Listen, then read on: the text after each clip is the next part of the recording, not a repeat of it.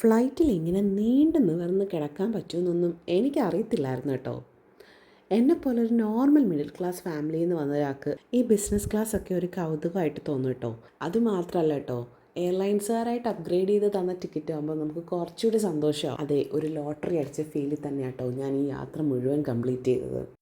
ഇങ്ങനെ ചോദിക്കുമ്പോൾ എപ്പോൾ വേണമെങ്കിലും ഫുഡും ഡ്രിങ്ക്സും ഒന്നും കിട്ടുമെന്നുള്ള കാര്യമൊന്നും എനിക്കറിയില്ലായിരുന്നു.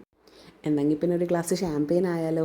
ബിസിനസ് ക്ലാസ് ഇതായിരുന്ന ഫസ്റ്റ് ക്ലാസ്സൊക്കെ എന്തായിരിക്കും എന്നുള്ള ഒരു ചിന്തയാണ് എൻ്റെ മനസ്സിൽ കൂടെ അന്നേരം പോയത്.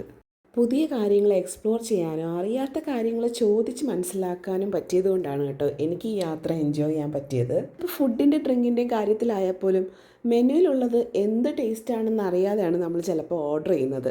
എന്ത് കാര്യമായാലും ട്രൈ ചെയ്ത് നോക്കിയാലല്ലേ നമുക്ക് ഇഷ്ടപ്പെടുകയോ ഇല്ലയോ എന്ന് അറിയുള്ളൂ. പിന്നെ സമയം പോകാനായിട്ട് മൂവീസ്, ഡോക്യുമെൻ്ററീസ്, TV ഷോസ് ഇതൊക്കെ ഉണ്ട് കേട്ടോ.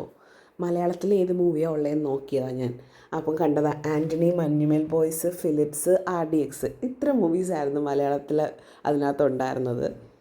പിന്നെ ഒരു ഡെസേർട്ടൊക്കെ ഓർഡർ ചെയ്ത് അത് കഴിഞ്ഞപ്പോൾ മെനു കാർഡ് ഇങ്ങനെ നോക്കിയപ്പോഴാണ് മനസ്സിലായത് മൊത്തത്തിൽ ഇവിടെ ഒരു ആൽക്കഹോളിക് വെതറാന്നേ. ഒരു ക്യൂബ ലിബ്രെ എന്ന് പറഞ്ഞൊരു സാധനം കൂടെ ഓർഡർ ചെയ്ത് നോക്കിട്ടോ. പിന്നെ അത് കഴിഞ്ഞപ്പോഴത്തേന് കുറച്ച് നേരം ക്യാൻഡി ക്രഷ് പോലത്തെ ഒരു ഗെയിമൊക്കെ കളിച്ച് കുറച്ചും കൂടെ ടൈം സ്പെൻഡ് ചെയ്ത് അപ്പോഴാണ് നോക്കിയപ്പോൾ നമ്മുടെ മെയിൻ മെനുവിനകത്ത് ബീഫിൻ്റെ ഒരു ഐറ്റം കിടക്കുന്നത്. ചോദിച്ചപ്പോൾ അത് അവൈലബിൾ അല്ല. പിന്നെ മഷ്റൂമിൻ്റെ ഒരു ഐറ്റം കണ്ടപ്പം അതൊന്ന് ട്രൈ ചെയ്തേക്കാമെന്ന് കരുതി. പക്ഷേ സാധനം പൊളിയായിരുന്നു കേട്ടോ. എനിക്ക് ലുക്ക് കണ്ടിട്ട് അത്ര ഇഷ്ടപ്പെട്ടില്ലായിരുന്നു, പക്ഷെ നല്ല ടേസ്റ്റായിരുന്നു.